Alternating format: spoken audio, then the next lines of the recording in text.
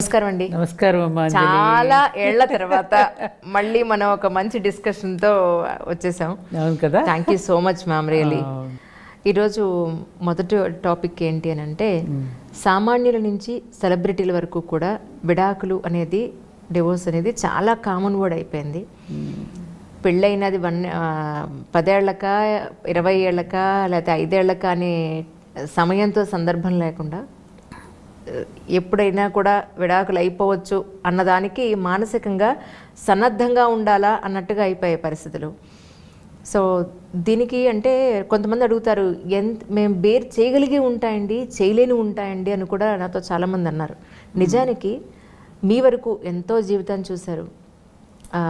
మీకు సార్ దాంట్లో కూడా సార్ అస్సలు మాట్లాడు చాలా రిజర్వ్డ్గా ఉంటారు. అవునమ్మా. మీరు చక్కగా గలగలా మాట్లాడతారు. మీరు అందరితోనూ కలిసిపోతారు. సార్ చాలా రిజర్వ్డ్గా ఉంటారు. అవునమ్మా. మీ ఇద్దరు 2 విభిన్న ధృవాలుగా ఉంటారు యాక్చువల్లీ. అయినా కూడా మీకు నచ్చేవన్నీ కూడా సార్లో ఉండకపోవచ్చు, సార్ దాంట్లో అన్నీ నచ్చేవి మీ దగ్గరే ఉండకపోవచ్చు. ఇలాంటి టైంలో కూడా మీరు ఇన్నేళ్ల పాటు ఎలా మీ సంసారాన్ని ఒక తాటి మీద తీసుకొచ్చి లాగిచ్చారు అని అంటే ఇన్నాళ్ళు ఏం చెప్తారు మ్యామ్? సొసైటీకి ఏం చెప్తారు? భలే గుర్తు చేసావురా. అసలు విభిన్న ధృవాలు 2 ఉత్తర దక్షిణ ధృవాలు కలవడమే గొప్పతనం. ఇప్పుడు బ్యాటరీ కూడా నెగిటివ్ అండ్ పాజిటివ్ పెడతారు చూడు. అదే కదా దాంపత్యంలో ఉన్న సంసారంలో సారమే అది. ఇద్దరు ఒకే రకమైనటువంటి దీనిలో ఉన్నారనుకో, దానిలో సారమే ఉంటుంది కదా. కాబట్టి 2 భిన్న ధృవాలు కలవడమే గొప్పతనం కదా. ఇంకొకటి ఏమిటంటే, ఇందాక నువ్వు ఒక విడాకులు అనే మాట అన్నావు చూడు. అసలు అందరూ ఒక ఎంత తెలివి తక్కువగా ఆలోచిస్తున్నారు. ఒక్క సత్యం తెలిస్తే ఇలాంటివి జరగవురా. ఏంటంటే, భార్యాభర్తలు అనే తర్వాత ఎప్పటికైనా ఏదో సందర్భంలో విడిపోవలసిన వాళ్ళే. పని కట్టుకుని ఇంకా విడాకులు ఎందుకు? ఎప్పటికైనా జీవితంలో ఇద్దరు విడిపోవలసిన వాళ్ళే. అవును, ప్రకృతి సహజంగా. మళ్ళీ పనిగట్టుకుని మనం విడాకులను పెట్టుకోవడం ఎందుకు? ఇది ఆలోచిస్తే అసలు ఏమనిపించదు తాత్వికంగా. రెండవది అంటావా, ప్రతిదీ కూడా ఇవాళ ఉన్నటువంటి తరం, నువ్వు అన్నావు సెలబ్రిటీస్ కానివ్వు, సామాన్యులు కానివ్వు, ఓపిక లేకపోవటం ఒకటి, ఎదుటివాడి యొక్క మనసును అర్థం చేసుకోలేకపోవటం ఒకటి, జీవితం పట్ల అవగాహన రాహిత్యం. ఈ కారణాల వల్ల ప్రతి చిన్న విషయాన్ని వాళ్ళు మనసుకు తీసుకుంటున్నారు. ఇప్పుడు నువ్వు ఇందాక అన్నట్టుగా భార్యాభర్తలతో మా జీవితాల్లో మేము కూడా ఎన్నో అనుభవించాం. అవునా? భగవంతుడు అసలు కలిపేది కూడా అలాగే కలుపుతాడు. ఇప్పుడు ఇందాక నువ్వన్నా ఆయన రిజర్వ్డ్, నేను గలగల అందరినీ కలుపుకుని మాట్లాడుతుంటాను. అసలు కంపాటబిలిటీ అనేది అలాగే ఉండాలి. అలా ఉన్నప్పుడు జీవితం కూడా అందంగా ఉంటుంది, ఆనందంగా కూడా ఉంటుంది. దేవతలు కూడా మన పురాణ ఇతిహాసాలు కనుక మనం చూస్తే వాళ్ళు కూడా సరదాగా దెబ్బలాడుకున్న వాళ్ళే. ఈ రజో తమో గుణాలు సత్వగుణాలని వాళ్ళల్లో కూడా ఉన్నవే. వాళ్ళు కూడా మేమేం అతీతులం కాదని చెప్పారు కదా. ఇలా దెప్పి పొడుచుకోవటాలు, ఒకరినొకరు అనుకోవడాలు ఆనాడు ఉన్నాయి. కానీ అనుకోవటం, మళ్ళీ తిరిగి అర్థం చేసుకోవటం, మళ్ళీ అయ్యో నేను మిస్ అయిపోయాను నిన్ను అని చెప్పి మళ్ళీ ఒకరికొకరు సారీ చెప్పుకోవడం, ఇవన్నీ కూడా జీవితంలో ఒక అందమైనటువంటి సంఘటనలమ్మ. ఆ అందాన్ని, ఆనందాన్ని అనుభూతి చెందలేక, సహజీవనంలో ఉన్న మాధుర్యాన్ని తెలుసుకోలేకపోవడం వల్ల ఈ ఇబ్బందులన్నీ వస్తున్నాయి. Correct ma'am. ఇప్పుడు మీరు గొప్ప మాట అన్నారు, నాకు ఒక కొత్త క్వశ్చన్ కూడా పుట్టింది దీనివల్ల. సహజీవనం నిజంగా ఈరోజు చాలామంది అమ్మాయిలు అబ్బాయిలు కూడా పెళ్లి చేసుకోకుండా ఇద్దరు కలిసి ఒకే ఇంట్లో, పెళ్ళి ఒక్కటే జరగదు, మిగతావన్నీ జరుగుతాయి. మరి పిల్లల విషయంలో కూడా వచ్చే రోజుల్లో అది కూడా పెళ్లి కాకుండానే పెళ్ళి కండం అనేది కూడా వస్తుందేమో, ఆశ్చర్యపోవాల్సిన అవసరం లేదేమో అనిపిస్తుంది. నిజానికి సహజీవనంలో అమ్మాయికి కానీ అబ్బాయికి కానీ సొసైటీలో లేకపోతే ఒక రెస్పెక్ట్ ఉంటుందా వీళ్ళిద్దరికీ? ఒకటి. రెండోది, వీళ్ళిద్దరి మధ్య నమ్మకం. ఏదైనా చిన్న గొడవ వస్తా వెళ్ళిపోదాం అంటే వెళ్ళిపోదు, నువ్వు ఇలా వెళ్ళిపో నేను ఎలా వెళ్ళిపోతాను అనేది ఎంతవరకు సమంజసం? అది అసలు ఎంత సేఫ్టీ అండ్ సెక్యూరిటీ ఉంటుందా సహజీవనంలో? ఉండదు. ఎలా అంటే, సహజీవనం అనేది ఎందుకు చేస్తున్నారు? నేనన్న సహజీవనం వేరు. అవును, నాకు అర్థమైంది. అవును, మీరు ఆ వర్డ్ అనగానే నాకు ఇది గుర్తొచ్చింది. అయితే ఒకరి పట్ల ఒకరికి నమ్మకం లేకనే కదా ఎందుకు సహజీవనం చేస్తున్నారు వీళ్ళు. ఇవాళ వివాహ వ్యవస్థలో ఇప్పుడు అబ్బాయికి అమ్మాయికి చిన్న విషయాలు పడకపోతే విడాకుల వరకు వెళితే చాలా సమయం పడుతోంది. ఏది కోర్టు కేసులు, పోలీసులు, కుటుంబ వ్యవహారాలు, ఆస్తులు ఇవన్నీ ఇచ్చిపుచ్చుకో ఈ రకరకాలైనటువంటి కేసులు ఉంటే చట్టం చాలా పదునైంది కదా మన హిందూ వివాహ చట్టం. అలాంటి ఈ రిస్కులన్నీ ఎందుకు పడతాం అనేది ముందే వాళ్ళు అనుకుని భయపడి కదా సహజీవనం చేసుకుంటున్నారు. అంటే ఒకరి పట్ల ఒకరికి నమ్మకం లేకనే కదా. ఒకరి పట్ల ఒకరికి నమ్మకం ఉండడమే వివాహ బంధం. ఏమ్మా ఆ నమ్మకం లేక ఇద్దరు కలిసి ఉందా ఉండి ఏవి కలిసి ఉంటున్నాయి? శరీరాలు కలిసి ఉంటున్నాయి, మనసులు కలిసి లేవుగా. మన భారతీయ జీవన విధానానికి పాశ్చాత్య జీవన విధానానికి చాలా అస్థిమశకాంతరం తేడా ఉంది. అవును, కరెక్ట్. రెండు జీవితాల కలయిక ఇది, శరీరాల కలయిక అది, తేడా ఉందిగా. అవునమ్మా. కాబట్టి శరీరాల కలయిక కాస్త పని అయిపోయిన తర్వాత ఇంకేముంటుంది వాళ్ళకి. ఇప్పుడు నువ్వు అన్నావు పిల్లలు అన్నావు, రక్షణ ఇది. రేపు వీళ్ళిద్దరు కూడా పూర్తిగా జీవితాంతం కలిసి ఉంటారని నమ్మకం. ఆ నమ్మకం ఏమిటంటే అసలు వివాహమే చేసుకుంటారు. అవును, ఆ నమ్మకం వీళ్ళకి లేదు కదా. నిరంతరం భయంతోనో ఒకరి మీద ఒకరికి దీంతోనే బ్రతుకుతూ ఉంటారుగా. వాళ్ళ అవసరాలు మాత్రం తీర్చుకోవడానికి కలిసి ఉన్నారు అంతే.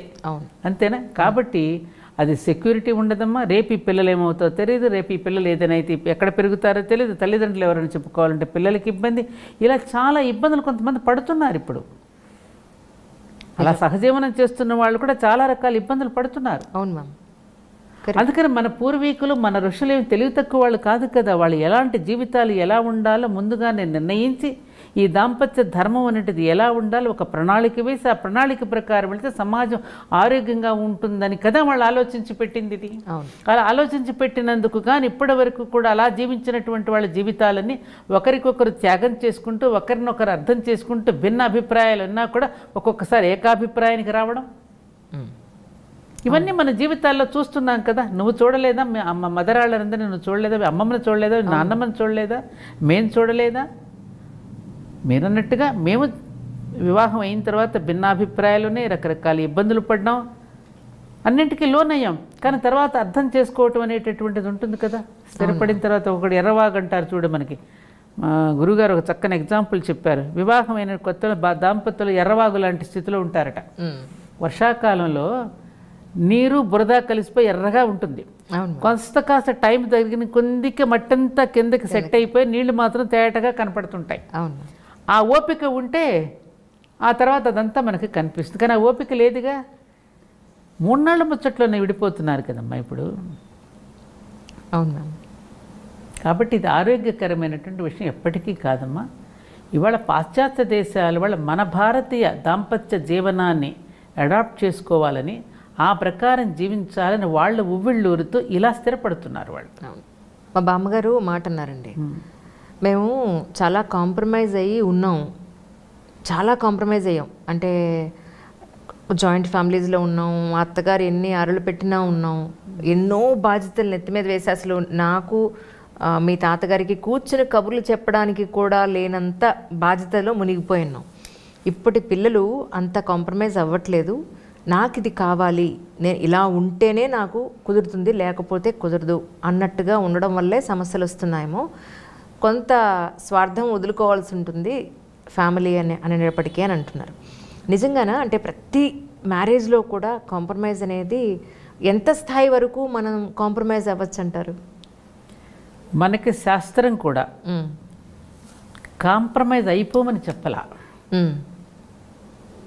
రెగ్యులరైజ్ చేశారు. దాన్ని ఏమైంది, సర్దుకుపోమని చెప్పడం కాకుండా సరిదిద్దుకోమని చెప్పింది. రైట్. భర్త ఎన్ని ఇబ్బందులు పెడుతున్నా, అత్తగారు ఎన్ని ఇబ్బందులు పెడుతున్నా, బంధువులు కానీ ఆడపడుచు కానీ ఎవరు ఏమన్నా కూడా నిన్ను సర్దుకుపోమ్మని చెప్పి దాంట్లో నేను అణిగిపోమ్మని ఇప్పుడు మనకు శాస్త్రము చెప్పలేదు. మన పూర్వజులు కూడా అలా బ్రతకలేదు కూడా. ఎక్కడికక్కడ దాన్ని దేనితో సరిదిద్దారు? వాళ్ళ ప్రవర్తన చేత. రైట్. వాళ్ళలో ఒక పరివర్తన తీసుకుని వచ్చారు. ఆ పరివర్తన తీసుకురాగలిగినటువంటి శక్తి కేవలం స్త్రీకి మాత్రమే భగవంతుడు ఏర్పాటు చేశాడు. ఇది మాత్రం అందరూ తెలుసుకోవాల్సిన విషయం. యాక్టివిస్టులు ఏమంటున్నారంటే ఇలానే స్త్రీ మీద ఇంకా ఇంకా ఇంకా భారం వేసేస్తున్నారు, ఈ పురుషుణ్ణి మాత్రం ఫ్రీ చేసేస్తున్నారు, ఇక వాళ్ళకేం బాధ్యతలు లేవా అంటున్నారు. కాదమ్మా, పురుషుడికి కూడా బాధ్యత ఎవరు నేర్పిస్తున్నారు? మళ్ళీ అక్కడ కూడా స్త్రీగా తప్పు చేస్తోంది అంజలి. ఆ పురుషుడిని కంటున్నది ఎవరు? అవును. ఆ కంటున్నప్పుడు ఆ తల్లి పురుషుడికి చెప్పాలి కదా, నీకు భర్తగా వచ్చినా లేకపోతే నీకు కుమార్తెకు ఒకడు భర్తగా వచ్చినా నీ కొడుకు ఇంకొకడికి భర్తగా వెళ్ళినా ఎవరి దగ్గర తయారయ్యాడు ఇతను? అల్టిమేట్లీ మళ్ళీ అమ్మ దగ్గర తయారు, అమ్మ దగ్గరే కదా. అమ్మే కదా మొత్తం. పురుషుడిది కేవలం బీజప్రాయమే కదమ్మా. ఆ విత్తనం వేస్తాడు, వెళ్ళిపోతాడంతే. ఇక తర్వాత అంతా రక్త మాంసాలతో పాలిచ్చి పెంచి పోషించి అంతా చేసేది స్త్రీయే కదా. కాబట్టి కర్తవ్యం ఎక్కడున్నది? మళ్ళీ స్త్రీకే ఇచ్చాడు కదా ఈ కర్తవ్యం. అవును. కాబట్టి అక్కడ మళ్ళీ తప్పెవరిదవుతోంది?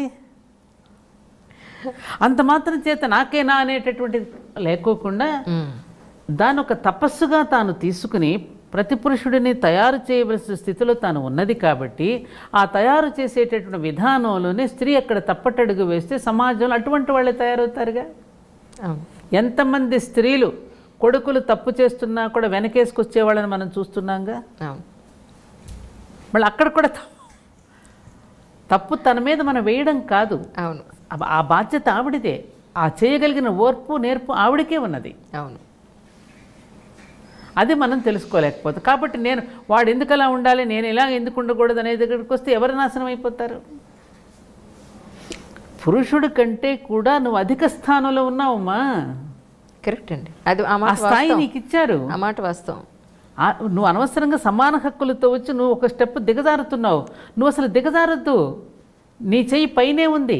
వడ్డించే చెయ్యి ఎప్పుడు పైనే ఉంటుంది. ప్రతి స్త్రీ చెయ్యి పైనే ఉంది. అది మనం తెలుసుకోవాలి. మననెవరన్నా అణగగొట్టేది? అణగగొట్టే స్థితిలో నువ్వు అసలు ఎందుకు ఉండాలి? అర్థం.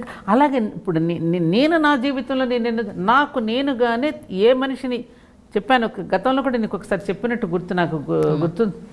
మా నాన్నగారు నాకు వెళ్ళేటప్పుడు, అత్తగారింటికి వెళ్ళేటప్పుడు రామాయణం ఇచ్చి పంపించారు. నీకు సుఖంగా ఉన్నప్పుడే నాకు లెటర్ రాయమ్మా, నీకేదైనా బాధ కలిగితే నీకు సొల్యూషన్ ఇందులో దొరుకుతుందని చెప్పారు. ఓకే. నాకు దొరికింది సొల్యూషన్. ఎదుట వ్యక్తిత్వాన్ని కొంచెం మనం సైకాలజీని మనం అర్థం చేసుకుని ఆ ఎదుటి వ్యక్తి యొక్క అభిరుచులకు తగినట్టుగా మనం వాళ్ళ యొక్క ప్రశంసలు మనం అందుకోవాలి అంటే వాళ్ళ అభిరుచులు ఏమిటో తెలుసుకుని ఆ అభిరుచులకు తగినట్టుగా కనుక మనం ఉంటే వాళ్ళు అయిపోతారు. ఈ టెక్నిక్ ఇప్పుడు ఆధునిక యుగంలో పిల్లలకు తెలియడం లేదు. ఇది మనం ఒప్పుకొని తీరాలి. ఎందుకని? ఇప్పుడున్నటువంటి పిల్లలందరికీ కూడా తల్లిదండ్రులు ఇన్స్టెంట్గా కోరినవన్నీ ఇచ్చేస్తున్నారమ్మా. వాళ్ళకి ఏం కావాలో కూడా వాళ్ళకి తెలియని స్థితిలో పెరుగుతున్నారు. అన్నీ అందుబాటులోనే ఉంటున్నాయి. చక్కగా ఆన్లైన్లో బుక్ చేసేసుకుంటున్నారు. అడిగిన ఎన్ని వచ్చేస్తున్నాయి. కొండ మీద కోతినైనా తెచ్చి పెడతానంటే అందుకని ఒకళ్ళిద్దరే పిల్లలు. అందుకని వాళ్ళకి ఏం కావాలో తెలియదు. జీవితపు విలువలు తెలియదు. కష్టం అంటే ఏమిటో తెలియదు. దుఃఖం అంటే ఏమిటో తెలియదు. కష్టపడడంలో ఆనందం అంటే ఏంటో తెలియదు. సొంతగా సంపాదించుకుంటూ ఉన్నప్పుడు వచ్చేటటువంటి ఆనందం ఎవరో సంపాదించి పెట్టిన డబ్బులతో మనం ఎంజాయ్ చేయడంలో మనకు థ్రిల్ ఉంటుందా? అవునండి, ఉండదు కదా. అందుకని ఆ కష్ట సుఖాల యొక్క ఆనందం ఏమిటో తెలియకపోవడం వల్ల ఒక చిన్న ఇన్సిడెంట్ జరిగిన వెంటనే విడాకులకు వెళ్ళిపోతున్నారు. ఇది నేను బాగా గమనిస్తున్నటువంటి విషయం. అసలు విడాకుల వరకు వెళ్లకుండానే పెళ్లికి ముందు, అది లవ్ మ్యారేజ్ అవనివ్వండి, అరేంజ్డ్ మ్యారేజ్ అవనివ్వండి, ఇద్దరు ఫ్యామిలీసు, వధూవరులు ఇద్దరూ కూడా తెలుసుకోవలసినవి, మాట్లాడుకోవలసినవి అంశాలంటే ఏం చెప్తారమ్మా? పూర్వపు రోజుల్లో, మరీ బాగా పూర్వపు రోజుల్లో స్వయంవరాలు ఉండేవి. ఎందుకంటే కుమార్తెకు తగినటువంటి వరుడు రావాలంటే అతని సామర్థ్యాన్ని ఎంపిక చేసి వాళ్ళిద్దరికి కంపాటబిలిటీ ఎలా కుదురుతుందని చూసి వివాహాలు చేసేవారు. తర్వాత జనరేషన్స్కి మనకు వచ్చింది. మన పూర్వీకుల దగ్గరికి వచ్చేసరికి, మన తాత ముత్తాతల దగ్గర నుంచి వచ్చేసరికి అప్పుడున్నటువంటి ప్రయాణ సౌకర్యాలు అవి అంతగా లేవు. కాబట్టి దగ్గర బంధువుల్లోనూ, దగ్గర తెలిసిన వాళ్ళ దగ్గర వివాహాలు జరిపేవారు. జరిపేసి వాళ్ళ ఒక జనరేషన్ నుంచి వాళ్ళకి జీన్స్ పట్టి కదమ్మా వచ్చేది. ఏదైనా మన జెనెటిక్ ప్రాబ్లమ్స్ కొన్ని ఉంటాయి కదా, దానిని బట్టి తెలుసుకుని వివాహాలు జరిపేవారు. రైట్. జరిపి అమ్మాయికి జాగ్రత్త తీసుకోవడం కోసం అని చెప్పి ముందుగానే పసుపు కుంకుమలు అనేవారు ఆ రోజుల్లో. ఓకే. ఇప్పుడు తర్వాత అది డౌరీగా మారింది. ఆ పసుపు కుంకుమలుగా అమ్మాయికి ఇస్తున్నాం, అమ్మాయి ఖర్చుల నిమిత్తం అనడం వేరు, డౌరీగా కట్నంగా ఇస్తున్నాం అనడంలో అసలు అక్కడే భావం తేడా వచ్చేసింది. అంటే ఆ అబ్బాయిని కొనుక్కున్నట్టు అయిపోతుంది అక్కడ డబ్బులు ఇచ్చి. మారిపోలా? అదే అమ్మాయిని పసుపు కుంకుమలుగా ఇచ్చి పంపిస్తున్నాం ఆస్తిపాస్తులు అనేది అక్కడ ఒక పవిత్రమైన ఒక భావన ఉంది. ఆ రాను రాను భావనల్లో కూడా మన ఆలోచనలో కూడా మన భాషలో కూడా మార్పు వచ్చింది. ఇక తర్వాత ఇప్పుడు డేటింగ్ వరకు వచ్చేసింది. ముందుగానే వాళ్ళు మాట్లాడుకోవాలి, ఒకరినొకరు అర్థం చేసుకో. నిజంగా వీళ్ళిద్దరూ మాట్లాడుకుంటే ఏ పార్కుకి వెళ్ళో సినిమా హాల్కి వెళ్ళి నిజంగా వాళ్ళిద్దరిని ఒకరినొకరు అర్థం చేసుకునేంత తీరిక ఓపిక వీళ్ళకుందా? వాళ్ళు నటిస్తున్నారా? నిజంగా మాట్లాడుతున్నారా? వాళ్ళు చిత్తశుద్ధితో ఉన్నారా? నిజంగా మనఃపూర్వకంగా మాట్లాడుతున్నారా అనేటటువంటిది ఎంతవరకు వీళ్ళు గ్రహించగలుగుతారు? అప్పుడు ఏమంటున్నారు, అప్పుడు మేము తిరిగినప్పుడు అమ్మాయి అలా లేదండి, ఆ అబ్బాయి అలా లేడండి, ఇప్పుడు పెళ్ళి అయిపోయిన తర్వాత ఇప్పుడు తెలిసిందండి ఇతను మోసగాడని. మరి అప్పుడు తర్వాత ఎందుకని అంటున్నారు అంటే ఇక్కడ అవగాహన లోపం ఉందని నీకు అర్థమవుతోందిగా. అవును, కానీ అన్నిటికన్నా మించి మ్యామ్ ఆ టైంలో వాళ్ళిద్దరి మధ్య ఉండే అట్రాక్షన్ కానీ వాళ్ళిద్దరి మధ్య ఉండేటువంటి ఒక పొర అనేది నిజాన్ని ఎప్పుడు కప్పిపుచ్చి ఉంచుతుందేమో, కనిపించదేమో నేను అనుకోవడం. నిజాన్ని కప్పిపుచ్చు ఎప్పుడు తర్వాత తెలుస్తుంది. ఇప్పుడు ఆ టైంలో ఏమవుతుందంటే అంజలి, మీరు అన్నట్టుగా ఒక అట్రాక్షన్, ఒక మోహం, ఆ వయసులో ఆ మోహమే, ఆ మోహాన్ని ప్రేమ అనుకుంటున్నారు. మోహం వేరు, ప్రేమ వేరు. ప్రేమ అనేది అనంతమైనటువంటిది. అది కేవలం ఒక స్త్రీ పురుషుడి మధ్య ఉండేది కాదు కదా. అమ్మ చూపించేది ప్రేమే, నాన్న చూపించేది ప్రేమే, ఒక గురువు చూపించేది ఆ ప్రేమ ఎట్లాంటిది? అన్కండిషనల్ లవ్ అది. అక్కడ ఇంకేం ఉండదు, అది అంతులేనటువంటిది.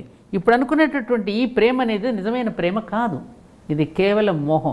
స్త్రీ పురుషుల మధ్య ఒక బంధాన్ని, ఒక క్రియేషన్ కోసం, తరాల నుండి తరాలు రావడం కోసం పెట్టినటువంటి ఒక బాంధవ్యం. ఇది దేవుడి చేత సృష్టింపబడింది.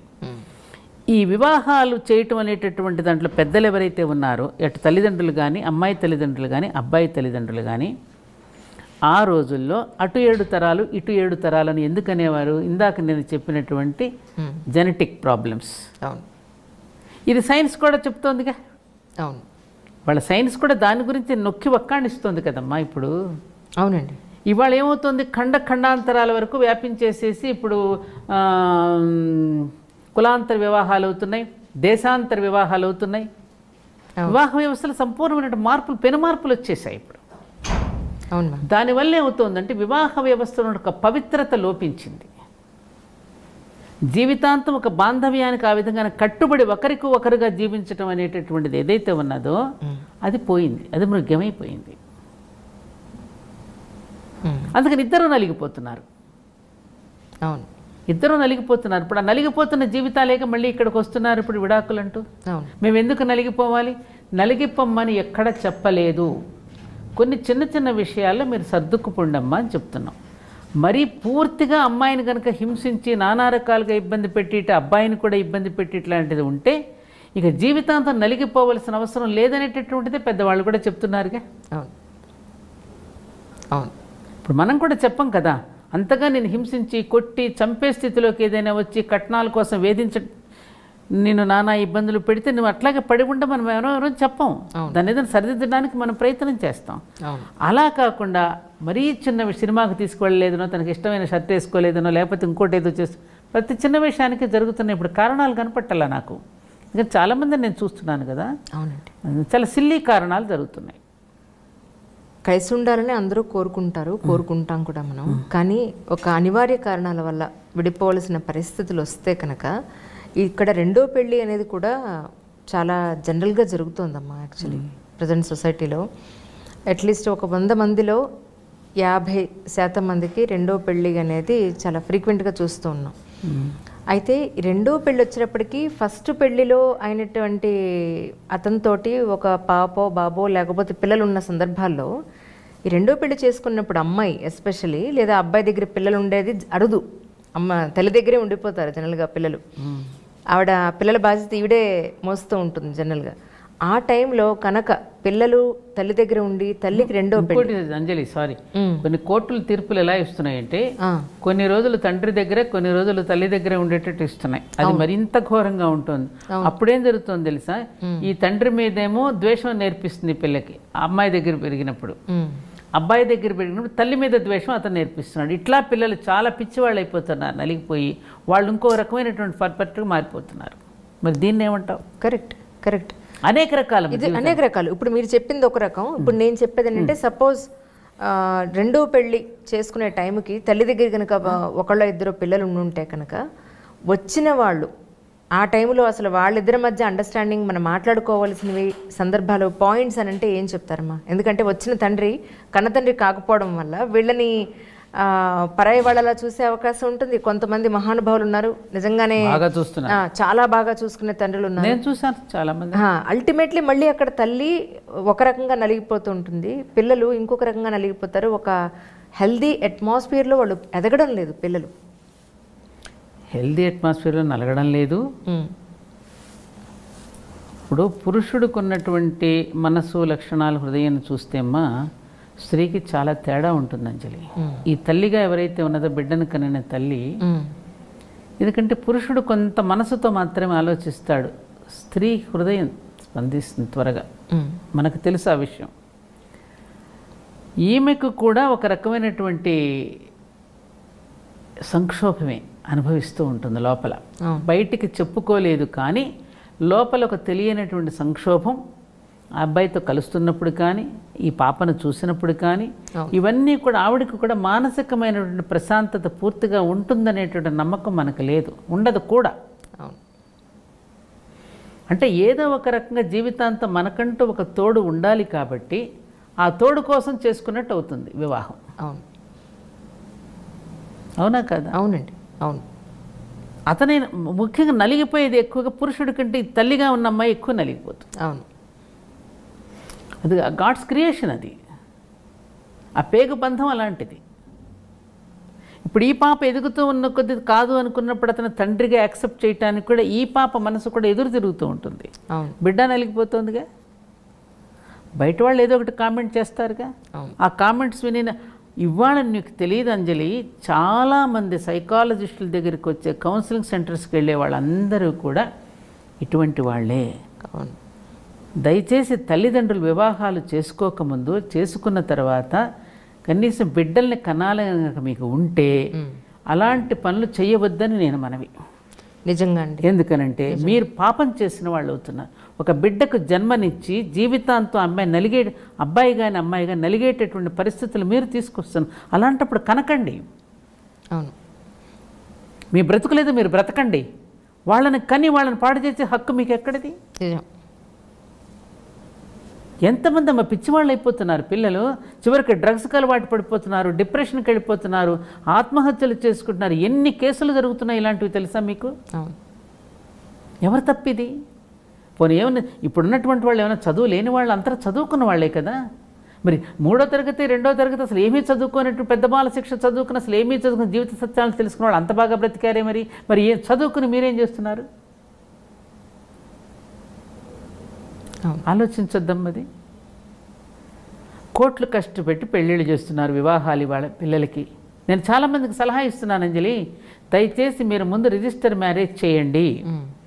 20 సంవత్సరాలు కలిసి ఉంటే 25 సంవత్సరాలు కలిసి ఉంటే రజోత్సవం కింద అభినందన సభ పెట్టండి అని చెప్తున్నాను నేను అందరికీ. నిజమే. మరి 25 సంవత్సరాలు కలిసి ఉన్నందుకు మిమ్మల్ని అభినందిస్తున్నామని బంధుమిత్రాదులు వచ్చి అప్పుడు అభినందిస్తే బాగుంటుంది. ఎక్కడుంటున్నాయి కాపురాలు? నాకు తెలిసిన కుటుంబాలు పెళ్ళైనటువంటి మరుసటి రోజే అమ్మాయి నాకు వద్దు, నేను ఎవరినో ప్రేమించాను, అదేదో ముందు చెప్పొచ్చుగా. ఇంకొక విషయం ధైర్యంగా చెప్తున్నాను నీతో నేను, ఇవాళ చాలామంది మగపిల్లలు పెళ్లి చేసుకోవడానికి భయపడుతున్నారు. నా దగ్గరికి వస్తున్నారమ్మా, ఎవరైనా ఉంటే తెలిసిన వాళ్ళు ఉంటే చెప్పండి. ఎందుకమ్మా హాయిగా సుఖంగా ఉండనేవాడిని, ఎందుకు వచ్చింది చెప్పండి. అమ్మాయి కూడా తయారయ్యారు మ్యామ్, పెళ్ళంటే భయపడిపోతున్నారు, వీళ్ళు భయపడుతున్నారు, వాళ్ళు భయపడుతున్నారు. ఎందుకు భయపడుతున్నారు? నమ్మకాలు లేక. అది నమ్మకాలకి ఏమో చేసుకుని ఇతను రేపు ఇంకెవరితోనో తిరుగుతాడేమో, కోరికలు పెరిగిపోయినాయి అమ్మా. ఎందుకంటే నువ్వు చేసిన తప్పే అతను కూడా చేస్తున్నాడేమో అని నమ్మకం పోతుంది కదా. అవును అవును అవును. ఇంకా లోతుకు వెళ్తే, ఎందుకంటే ఇప్పుడు మన మీడియా ముందు ఇంకా లోతుకు పోతే చాలా విషయాలు ఉన్నాయి అంజలి, బహిర్గతంగా మనం చెప్పుకోలేని విషయాలు కొన్ని ఉన్నాయి. అలాంటి ఘోరాతి ఘోరాలు జరుగుతున్నాయి ఇవాళ. అందుకని ఏ భారతదేశం అయితే అద్భుతమైనటువంటి సృష్టి యజ్ఞంగా భావించే దాంపత్య జీవితాలు ఏవైతే ఉన్నాయో అది సృష్టి యజ్ఞంగా భావించింది ఈ దేశం. ఋషుల యొక్క సంతానం అని కదా మనం చెప్పుకుంటున్నది, మను యొక్క సంతానం కదా మనం. అదేమంటే చాలామంది మనధర్మశాస్త్రం తగలబెట్టేవాళ్ళు కూడా ఉన్నారు. అరే అది దాన్ని బాగా అధ్యయనం చేస్తే దాని యొక్క గొప్పతనం ఏంటో మనకు తెలుస్తుంది. దాన్ని అధ్యయనం చేయకుండా పూర్తిగా ఏదైనా స్త్రీ స్వాతంత్రం మహిళ ఒక పదాన్ని చూసి గబగబా మాట్లాడేస్తే ఎట్లా? అవును అవును. వివాహం అంటేనే భిన్న ధృవాలు. మామూలుగా మన పురాణ కథలు చూసుకుని భిన్న ధృవాల దంపతులు అయ్యారు, అందులోనే అందం ఉంది. నిజం. నేను అంటే నాకు తెలిసినవే ఎక్కువ మాట్లాడుతూ ఉంటాను, తెలిసిన వాళ్ళ దగ్గర జరిగిన సందర్భాల్లో మాట్లాడుతూ ఉంటాను.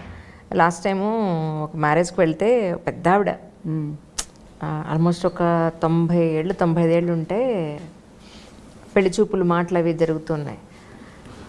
ఇచ్చిపుచ్చుకోవడాలు అన్నీ మాట్లాడుకున్నాక మనోవర్తి గురించి కూడా మాట్లాడుకున్నారా అందావిడ. అందరూ తిట్టారు. ఏమనంటే ఏమిటి శుభమాని పెళ్లి గురించి మాట్లాడుతుంటే మనోవర్తి గురించి మాట్లాడమంటావేంటనని అందరూ చాలా నెగిటివ్గా మాట్లాడారు. ఆవిడ ఏమందంటే దానికి పెద్ద ఎక్స్ప్లెనేషన్ ఇచ్చింది. నా వయసు నేను ఇంకొక సంవత్సరంలో 2 ఏళ్లలో 80లో పడతాను. మా అమ్మ మా అమ్మమ్మలు వీళ్ళందరూ కూడా పెళ్ళప్పుడే రేపు ఏదైనా ఇటు పిల్ల పైన కాలం చేయొచ్చు, పిల్లాడైనా కాలం చేయొచ్చు, పిల్లలు పుట్టాక కాలం చేయొచ్చు, పిల్లలు పుట్టకపోయినా కాలం చేయొచ్చు, మనిషి ప్రాణానికి గ్యారంటీ లేదు. అలాగే రేపు వీళ్ళిద్దరి మధ్య అభిప్రాయ భేదాలు వచ్చి విడిపోయినా కూడా అబ్బాయి ఏముంది అన్నీ కొంత అటు ఇటుగా అడ్జస్ట్ అయిపోతాడు. అమ్మాయికి ఒకసారి పిల్లాడు పుట్టిన తర్వాత అదొక సెకండ్ హ్యాండ్లా కనపడుతూ ఉంటుంది చేసుకోబోయేవాడికి. సో ఈ అమ్మాయికి ఒక ఆధారం ఉండాలి. సో అందుకని మనోవర్తి కూడా ఇప్పుడే మాట్లాడమని పట్టుబట్టించి పేపర్ మీద రాయించి రిజిస్ట్రేషన్ చేయించిందండి. 100% కరెక్ట్ చేయించింది. అంతేనంటారా? 100%. పూర్వం ఆలోచించేవారు ఇవన్నీ, పూర్వం ఆలోచించే చేసేవారమ్మ వివాహాలు. ఇప్పుడు అలాంటిదేమీ లేకోకుండా చేసినటువంటి వివాహాలు ఇప్పటికీ కూడా కొడుకులు బాగా డబ్బున్న వాళ్ళవి ఉండి కూడా తల్లికి ₹1 కూడా ఉంచకుండా ఆవిడ ఖర్చులకి మందులకి కూడా లేకుండా ఉన్నటువంటి వాళ్ళని బాగా డబ్బున్న కుటుంబాల్లో నేను చాలామందిని చూస్తున్నాను. అవును. మరి అవన్నీ పూర్వం తల్లిదండ్రులు బిడ్డని ఇచ్చేటప్పుడు ఇవన్నీ ఆలోచించి ఆ మనోవర్తి విషయం కూడా ముందుగానే ఆలోచించి ప్లాన్ చేసేవారు. అప్పట్లో ఆయుు ప్రమాణం కూడా తక్కువ కదా, చిన్న వయసులోనే చనిపోయేవారు. బై ఇంకోటి ఏంటి, మన భారతదేశంలో ఉన్నటువంటి ఒక గొప్ప విషయం అనాలా, మామూలుగా ఇప్పుడు ఆ విషయం చెప్తే ఇదేం గొప్ప విషయం అని కూడా అనుకోవచ్చు, కానీ దీనిలో ఒక అర్థం ఉందమ్మా. భర్తకి భార్యకి మధ్యలో ఆ రోజుల్లో 5-6 సంవత్సరాలు 8 సంవత్సరాలు 10 సంవత్సరాలు కూడా ఉండేది. అవును. అతను ముందే చనిపోతాడనేటటువంటిది వీళ్ళకి ముందుగానే తెలుసు. తెలిసి కూడా అంగీకరించడం అనేటువంటిది గొప్ప విషయం. స్త్రీ కూడా దానికి సిద్ధపడుతుంది. అవునా? అలాంటప్పుడు ఏమిటి మరి ఇవిడి పరిస్థితి? భర్తలు ఎక్కువగా ముందు భర్తలే వెళ్ళిపోవడం అనేది సహజంగా ఎక్కువగా జరుగుతుంది. అది కారణం ఏమిటి? అది కూడా సృష్టి నిర్మాణమే. పురుషుడు లేకపోతే స్త్రీ బ్రతకగలుగుతుంది. ఏమీ లేకపోయినా పాచి పని చేసుకున్నా బ్రతకగలిగేటటువంటి శక్తి ఓపిక ఆవిడకుంటుంది. పురుషుడికి అది లేదు. డిఫరెంట్ హార్మోన్స్ పెట్టాడు కదా ఇద్దరికి భగవంతుడు, అవునా కాదా? సృష్టి యొక్క నిర్మాణాన్ని, సృష్టిలో జరిగే విషయాలను కనుక మనం తరచుగా కనుక బాగా తరిచి చూస్తే మనకు అర్థమవుతుంది. ఇదేంటి ఆఫ్టర్ ఆల్ ఇదంతా బుల్షిట్ అనుకుంటే మనకేం పైపైన చూస్తే ఏం తెలియదమ్మా. అందుకని పూర్వజులు ఏం చేసేవారు, వాళ్ళంతా అమ్మాయి యొక్క భవిష్యత్తుని గురించి ఆలోచించి నువ్వన్నట్టుగా మనోవర్తన గురించి కూడా ముందే మాట్లాడుకునేవారు. తప్పే ఉంది. ఇప్పుడు ఈ రోజుల్లో కూడా పెద్దవాడు మాట్లాడిందంటే చాలా గొప్ప విషయం అది. ఇప్పుడు అటువంటిది లేక ఎంతమంది ఓల్డ్ ఏజ్ హోమ్లో ఉన్నారు. నిజమండి, కరెక్ట్. అందుకని ఇప్పుడు తల్లిదండ్రులు జాగ్రత్త పడుతున్నారు. ముందు వాళ్ళది వాళ్ళు పెట్టుకుని వాళ్ళ వాటా వాళ్ళకు ఉంచుకుని మిగతాది పిల్లలకి ఇస్తున్నారు. కరెక్ట్. పెళ్లి చేసుకోవాలి అని అనుకునే కుటుంబాలకి, అమ్మాయికి అబ్బాయికి కూడా మీరు ఏం చెప్తారమ్మా? అమ్మా, స్త్రీ పురుషుల సంబంధం అనేటటువంటిది భగవంతుడి చేత ఏర్పాటు చేయబడింది. అవునా? ఈ రెండింటి మధ్య విభాగాన్ని ఎందుకు పెట్టాడు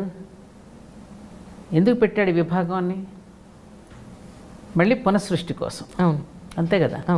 దాన్ని అర్థం చేసుకుని ఒకరినొకరు మీరు అర్థం చేసుకుంటూ ఆమెకున్నటువంటి సామర్థ్యాన్ని, శక్తిని నువ్వు వినియోగించుకో. అతనికి ఉన్నటువంటి సామర్థ్యాన్ని, అతనికి ఉన్నటువంటి తెలివితేటల్ని, అతని గుణగణాలను కూడా నువ్వు కూడా అర్థం చేసుకుని అతనికి నువ్వు సహకరించి, పరస్పర పరిపోషకాలు కదా. ఆమె లేనిదే ఇతను లేడు, ఇతను లేనిదే ఆమె లేదు. అవును. ఇవి మన సమాజంలో ఎన్నో చూస్తున్నాం. మన పురాణ గాథలు చూసినా మనకు అదే తెలియచేస్తుంది, శాస్త్రం చూసినా అదే తెలియచేస్తుంది, వేదం కూడా అదే చెప్పింది. మన పెద్దలు జీవించిన జీవితాలు కూడా మన కళ్ళ ముందు మనకు కనపడుతూనే ఉన్నాయి. ఈ దేశం అందాన్ని ప్రేమించిందమ్మా, ఆత్మ సౌందర్యాన్ని ప్రేమించిన దేశం ఇది. భౌతిక సౌందర్యాన్ని కాదుగా మనం ప్రేమించింది. ఇవి అర్థం చేసుకోగలిగి వివాహం చేసుకోబోయేటటువంటి వాళ్ళు ఒకరినొకరు అర్థం చేసుకుని చిన్న చిన్న విషయం ఇద్దరూ కలిసి చర్చించుకుని పుట్టబోయే పిల్లల మీద వేరే విషయాలు మాట్లాడకుండా, వాళ్ళ ముందు మీరిద్దరు దెబ్బలాడుకోకుండా, భవిష్యత్తులో ఎందుకంటే పెళ్లి చేసిన పిల్లలు పుడతారు, వాళ్ళ ముందు మీరు దెబ్బలాడుకోకుండా మీరు వాళ్ళకి రోల్ మోడల్స్గా ఉండేటట్టుగా ముందుగానే మీరు ట్రైన్ అవ్వండి. ఈ మధ్యన అందుకని భార్యాభర్తలు పెళ్లి చేసుకోబోయేటటువంటి వాళ్ళు కూడా ముందుగానే ట్రైనింగ్ ఇచ్చే సెంటర్స్ కూడా వస్తున్నాయి. అదే కౌన్సిలింగ్ సెంటర్స్ వస్తున్నాయి. అంటే మనకు కూడా ఇప్పుడు అవసరం ఉంటారా మ్యామ్? అది ఇప్పుడు అవసరం వస్తుంది. ఎందుకంటే మరి ఒకప్పుడు అమ్మమ్మలు, నాన్నమ్మలు, మేనత్తలు ఇంట్లో ఉండి చెప్పేవారు కదా. మాకు చెప్పేవారు, అమ్మ నువ్వు వెళ్ళినప్పుడు ఇలా ఉండాలమ్మా, ఇలా ఉండాలి, కొంచెం ఓపిక పట్టమ్మా, ఓపిక పడితే ఓరుగలు దొరుకుతుందమ్మా అని అమ్మ వాళ్ళు మాట్లాడే మాటలు ఇవి. ఓపిక పడితే ఓరుగలు పట్టడం లభిస్తుందమ్మా అని చెప్పి మేమందరం పడాలా, మేమందరం చేయలా, తర్వాత నీకే తెలుస్తుందమ్మా. నిజంగానే వాళ్ళు చెప్పినట్టు మేము విన్నాం కాబట్టి, ఆ ఓర్పు పట్టాం కాబట్టి నిజంగానే వాళ్ళు గౌరవింపబడుతున్నాంగా, బంధువులందరి చేత కూడా ప్రేమించబడుతున్నాం కదా. కొత్తలో కొంచెం గడబడిగానే ఉంటుంది. ఒక ఇంట్లో నుంచి మరొక ఇంట్లోకి వెళ్ళినప్పుడు ఆ వాతావరణం నుంచి మరొక వాతావరణం, ఒక మొక్కని ఇక్కడి నుంచి తీసి ఇక్కడికి నాటితేనే 2 రోజులు పడుతుంది అది మళ్ళీ కరెక్ట్గా వాతావరణంలో పెరగడానికి. మరి ఒక ఇంట్లో నుంచి వచ్చిన అమ్మాయి మరొక ఇంట్లోకి వచ్చినప్పుడు ఆ వాతావరణానికి అలవాటు పడడానికి కొన్ని రోజులు, కొన్ని నెలలు, కొన్ని సంవత్సరాలు కూడా పట్టచ్చు. కొంచెం నువ్వు పట్టవలసింది కొంచెం ఓపిక పట్టు. ఓపిక లేకపోవడానికి కూడా మళ్ళీ నువ్వు వెళ్ళిపోతే లోపలికి వెళితే దానికి కూడా కారణాలు ఉన్నాయి అంజలి. మనం తినే ఆహారం, మా అమ్మమ్మలకున్న ఓర్పు మా అమ్మలకు లేదు, అమ్మలకున్న ఓర్పు మాకు లేదు, మాకున్న ఓర్పు పిల్లలకి లేదు. కారణం ఏమిటి? ఆనాడు తిన్న ఆహారం వేరు, అప్పుడు జీవించిన జీవన విధానం వేరు, ఇప్పుడు లైఫ్ స్టైల్ అంతా మారిపోతుందిగా. అవునండి. ఆ వస్తున్నటువంటి మార్పులను బట్టి కూడా వీళ్ళు ఓర్పు కూడా కోల్పోతున్నారు. మళ్ళీ వెళ్తే మూలానికి వెళితే అక్కడ మూలం చెడిపోయింది. ఆ మూలాన్ని సరి చేసుకుంటే మిగతా శాఖోపశాఖలన్నీ బాగుంటాయిగా. కాబట్టి మన రూట్ ఏదైతే ఉందో, ఏదైతే మన పెద్దలు వేసినటువంటి ఒక మూల సూత్రం ఏదైతే ఉందో, ఆ మూల సూత్రాన్ని మనం దెబ్బ తీసుకున్నాం. ఆ మూల సూత్రాన్ని కనుక మనం బాగు చేసుకుంటే మిగతా శాఖోపశాఖ ఏది విద్యా వ్యవస్థ కానివ్వండి, వివాహ వ్యవస్థ కానివ్వండి, అన్ని శాఖలు అప్పుడు ఆరోగ్యవంతంగా ఉంటాయి. జరుగుతున్న తప్పు అక్కడ జరుగుతోంది మనకి. అందుకని మనం నిరాశ చెందొద్దు. ఈ అనుభవాలన్నీ అయిన కొద్దీ మన వాళ్ళకే తెలుసు. ఇప్పుడు చాలామంది కూడా తెలుసా నీకు, ఆశ్చర్యపోతావు, విడాకులు ఇచ్చిన తర్వాత చాలామంది అమ్మాయిలు అబ్బాయిలు అరే దీనికన్నా వీడికన్నా పాత మొగుడే మెరుగు, ఈ అమ్మాయి కన్నా పాత పెళ్ళామే మెరుగుని మళ్ళీ వస్తున్నారు కావడానికి. శుభం జరిగితే మరీ మంచిది. నిజంగా మా అత్తగారు ఒక మాట అనేవారు, అండర్స్టాండింగ్ ఇంకా బాగుంటుంది కదా. ఇప్పుడు ఉన్న పని బాగా పని చేయట్లేదు, కొత్త నాన్న పెట్టిన ఎందుకు మళ్ళీ వచ్చిందని గ్యారంటీ ఏమిటి? కొత్త పని అమ్మాయి వేస్తే బాగా చేస్తుందని గ్యారంటీ ఏమిటి? ఉన్నదాన్నే బాగు చేసుకుందాం అనేవారు. అలా కరెక్ట్. అవునా కదా? నిజం. వాస్తవానికి చెప్పుకుంటే అదే కదా. కరెక్ట్. అందుకని ఆ పరివర్తన తేవడానికి మాకు బంధువులు, మాకు ఒక వదిన వరుసయ్య ఒక ఆవిడ ఉన్నారు, పేరు చెప్పను కానీ, అన్నయ్యకి కొంచెం రోజు బయటికి వెళ్ళి కొంచెం భార్యతో ఎక్కువ మాట్లాడేవాడు, బయటికి వెళ్ళి కొంచెం కార్డ్స్ ఆడుకోవటం ఇట్లాంటి అలవాట్లన్నీ చేసుకుని బయట తిండి. ఆ వదిన ఎంత ఓర్పుగా ఏం చేసింది, ఆయనకి ఇష్టమైన ఎన్నిటువంటి పిండి వంటలు ఇంట్లోనే ఉండే, హోటల్లో తినకుండా ఆయన వచ్చేసరికి రెడీగా పెట్టేసి, పచ్చిమిరకాయ బజ్జీలు అంటే ఆయనకి ఇష్టం, అరటికాయ బజ్జీ అంటే ఇష్టం, అవి వండి పెట్టేసి ఆ పేక ముక్కలతో ఆయన అక్కడ ఆడుకోకుండా ఇంటి నిండా చక్కగా కట్టెండ్స్ నిండా పేక ముక్కలు డిజైన్స్ పెట్టి ఆయనకు నచ్చినట్టుగా ఇంట్లో వాతావరణం చేస్తే మారిపోయాడు. ఆయన బయటకు వెళ్ళడం మానేశాడు. అట్లా ఏమిటంటే ఆ టెక్నిక్స్ లేడీస్కి తెలియాలి, భర్తని ఏ విధంగా మలుచుకోగలగాలనేటువంటిది. ఈ విషయంలో ఒక విషయం చెప్పనా నీకు, ఎగ్జాంపుల్ చెప్పండి. ఈ పాండవులు అరణ్యవాసం చేస్తూ ఉన్నప్పుడు పద చూసొద్దామని శ్రీకృష్ణుడు సత్యభామను కూడా తీసుకుని వెళతాడు. అప్పుడు ద్రౌపది పాపం వీళ్ళందరికీ వంట చేసి పెడుతూ వాళ్ళ కార్యక్రమాలన్నీ తనే చూస్తూ ఉండేది కదా. చూస్తూ ఉంటే సత్యభామ వచ్చి, అసలు ఈ 5గురితో ఎలా పడుతున్నావు అబ్బాయి, ఒక్కడిని నేను వశం చేసుకోలేకపోతే ఈ 5గురు నువ్వు ఎలా వశం చేసుకోగలిగావు, ఏం మందులు పెట్టావు, ఏం మందు మాకులు పెట్టావు అన్నాడు. ఇప్పుడు ద్రౌపది తీవ్రంగా, ఏమిటి నా దగ్గర అంటే అన్నావుగా, నీకెక్కడ అనకో, మందులు మాకులు పెట్టిన భర్తలు వశం చేసుకోరు.